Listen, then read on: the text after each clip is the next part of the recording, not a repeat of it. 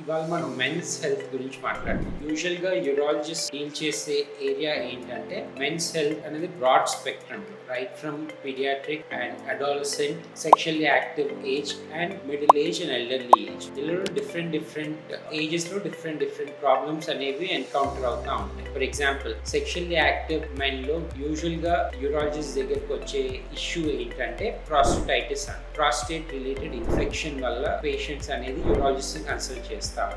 Prostatitis అంటే ఏంటంటే మన ప్రాస్టేట్ గ్లాండ్ లో ఏమైనా ఇన్ఫెక్షన్ కానీ ఏమైనా ఉంటే వేరే సిమ్టమ్స్ తో మనకి ప్రెజెంట్ అవుతా ఉంటారు. చాలా ఇరిటేటివ్ పెయిన్, యూరిన్ పాస్ చేసేటప్పుడు కానీ, సీమెన్ ఇజాక్యులేట్ అయినప్పుడు కానీ చాలా క్రానిక్ పెయిన్స్ ఉంటుంది. సో ఇలాంటి సెట్ ఆఫ్ పేషెంట్స్ మనం ఇవాల్యుయేట్ చేసి అది అక్యూట్ ప్రాస్టైటిసా లేదా క్రానిక్ ప్రాస్టైటిసా అనేది డయాగ్నోస్ చేసి ట్రీట్మెంట్ అనేది ఇస్తాం.